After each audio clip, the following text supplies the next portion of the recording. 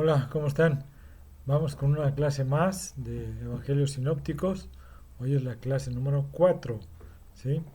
Y es sobre el Evangelio de Lucas. Recuerden que es un resumen, ¿sí? Vamos a hacer un resumen del Evangelio de Lucas y pues vamos a empezar, ¿qué les parece? Voy a sacar mis apuntes, ¿sí? Para que empecemos de una vez con el Evangelio de Lucas. Bueno, si se acuerdan que Lucas era un médico y compañero del apóstol Pablo, eso lo vemos en Colosenses 4, capítulo 4, versículo 12. Ahí Pablo hace mención de él, ¿no? Pablo se refiere a que él como el médico amado, ¿sí? Indicando pues su, su carácter, su dulzura de carácter, y muchos habían abandonado a Pablo al final de su vida ya, cuando recuerden que estuvo varias veces encarcelado, y ya al final de su vida pues muchos lo abandonan, pero Lucas continuó siendo sumamente leal hasta el final, ¿no? En 2 Timoteo capítulo 1 versículo 15 y capítulo 4 versículo 16, ahí hace esas menciones. Una de las últimas palabras de Pablo fue: solo Lucas está conmigo, en 2 Timoteo capítulo 4 versículo 11. Lucas tenía una capacidad inusual de investigación realmente. Era un historiador capaz y preciso, y poseía un lenguaje pulido que ningún escritor del Nuevo Testamento pudo superar realmente, ¿sí? Nadie, ninguno de ellos. Además de su conocimiento médico, bueno, tenía uh, interés en los barcos, y tenía experiencia en la mar o en el mar, ¿no? De navegar en el mar, para que me entiendan. Pero luego no me doy a entender bien, pero creo que sí. Era un viajero y estaba, estaba muy familiarizado con muchos lugares de los que estaban viajando con Pablo, ¿sí? Y este aparece en su narrativa, ¿no? En todas las narraciones que hace en el libro de Hechos. Ahí hace mención a todos estos viajes, ¿no? Y todo lo que había hecho, acompañando lógicamente a Pablo a través de los viajes misioneros que hizo y son mencionados en Hechos. Lo vemos ahí, por ejemplo, en el capítulo 16 versículo 10, ¿no? Y continuó en contacto estrecho con Pablo hasta la muerte de hasta el final, ¿no? Lucas revela su nombre en la narración de Hechos, pero se incluye discretamente al decir nosotros, ¿sí? Al usar esa palabra de nosotros, ahí es como era la forma de él de incluirse en los hechos que estaba narrando en ese momento, ¿sí? Esto indica la humildad de mente y corazón, ¿no? Y el que no le importó estar bajo la sombra de Pablo. Al contrario, ¿no? Él estaba feliz de estar con Pablo, ¿no? Como uno de los escritores del Nuevo Testamento, Lucas ocupa el segundo lugar en cuanto a contenido después de Pablo.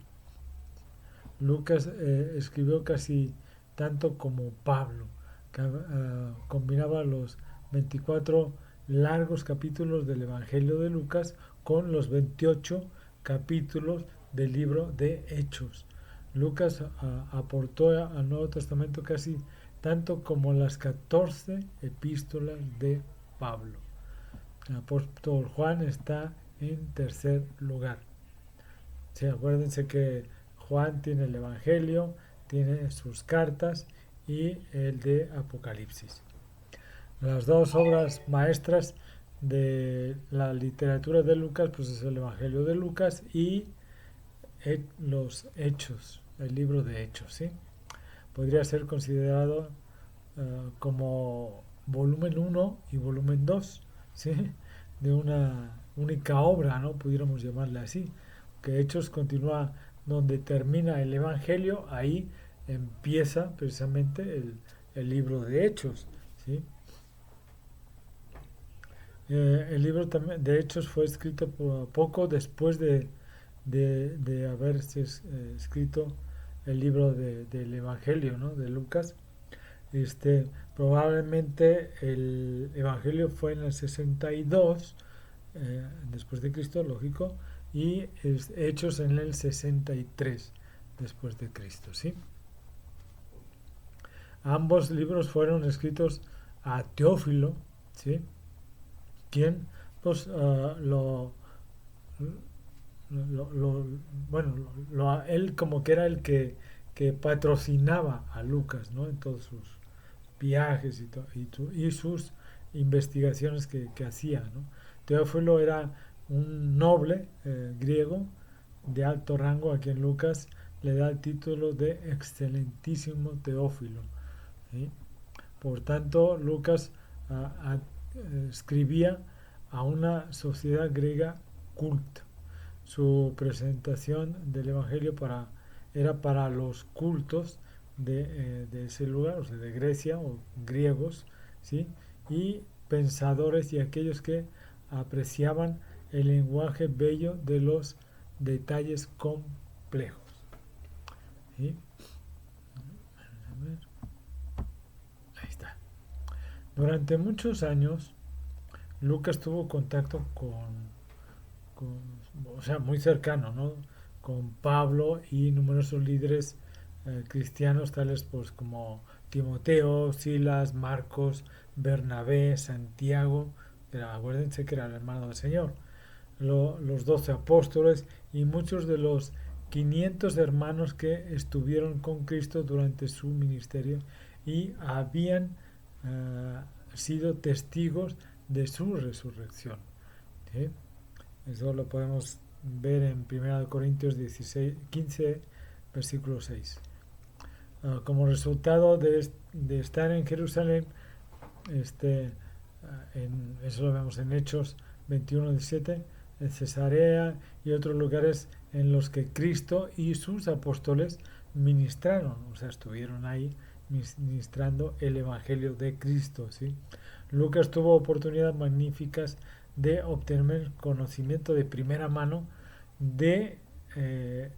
acerca de nuestro Señor, ¿no? O sea, del Señor Jesucristo, de sus enseñanzas, de sus milagros y de su redención y sobre todo de su resurrección, ¿no? Y los comienzos de la iglesia cristiana. Lucas declara en su prólogo, en el capítulo, Lucas capítulo 1, versículos del 1 al 4, que hizo una investigación intensiva de la historia del Evangelio para poder escribir un relato confiable. Esto hay que tener mucho en cuenta, confiable.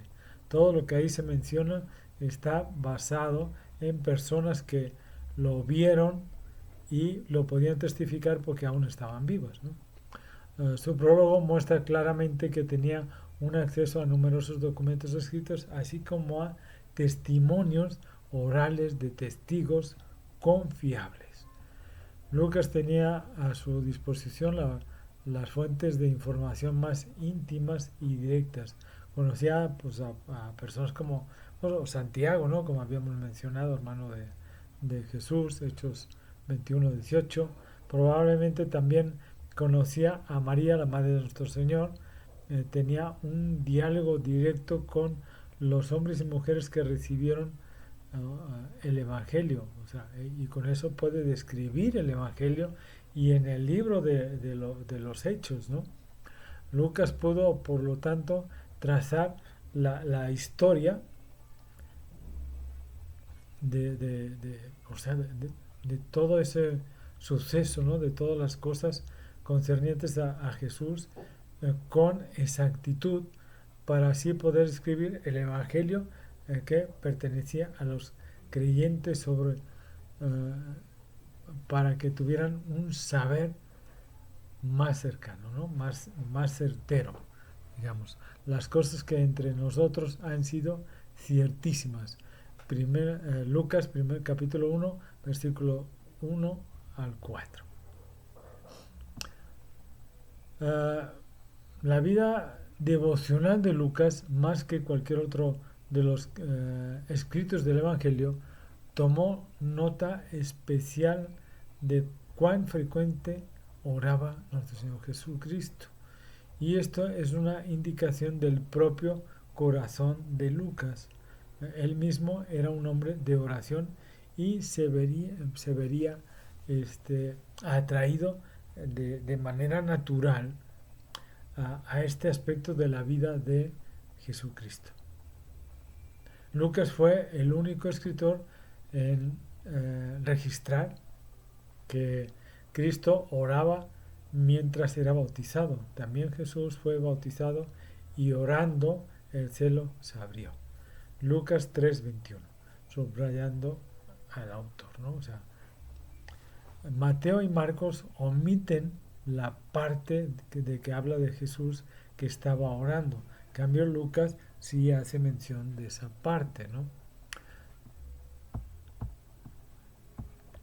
Solamente Lucas incluye el episodio de que Jesús o de Jesús orando toda la noche cuando tuvo que elegir los 12 apóstoles de entre los muchos discípulos que tenía, ¿no? En aquellos días él fue al monte a orar y pasó la noche orando a Dios, y cuando era de día llamó a sus discípulos y escogió a 12 de ellos, a los cuales también llamó apóstoles. Lucas capítulo 6, versículo 12 al versículo 13. ¿Sí? Cuando Jesús preguntó a sus discípulos, ¿quién dicen que soy yo? Lucas dirige la atención hacia el hecho de que Jesús había estado en espíritu de oración antes de hacer esta pregunta. Ahí nos dice, aconteció que mientras Jesús oraba aparte, estaban con él los discípulos y les preguntó diciendo, ¿quién dice la gente que soy yo? Vemos en Lucas capítulo 9, versículo 18. Ahí lo vemos, ¿sí? Y Lucas da a entender pues que el Padre instó a Jesús perdón, a que preguntase eso cuando oraba. Mateo y Marcos no incluyen esta parte tampoco, ¿sí? Perdón.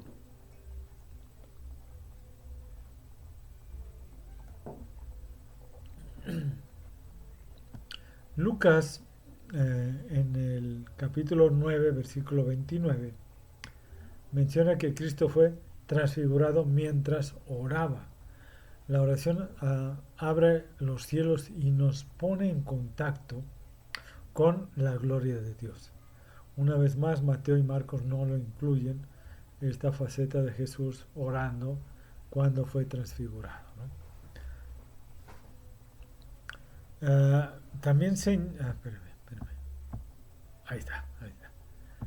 También señala en el Evangelio enfermedades pues poco comunes, ¿no? Tales como el hombre hidrópico en el capítulo 14, versículo 1 y 6, al 6, perdón. Los 4 escritos de los Evangelios registran que Pedro le cortó la oreja a un hombre con la espada. Solo Lucas incluye que Jesús lo sanó en el capítulo 22, versículos 50 y 51. Lucas es el único que registra que los vasos sanguíneos de su frente, si se acuerdan, se rompieron por la presión contra su mente y en el huerto de Getsemaní. ¿Se acuerdan cuando estaba orando antes de que fueran a apresarlo? Él está orando ahí varias veces, ¿no? Va con los apóstoles, estaba durmiendo Y le dice, no pueden ni aguantar una hora, ya están durmiendo. Entonces regresa y empieza a orar y es lo fuerte de la presión de lo que iba ya a suceder, ¿no?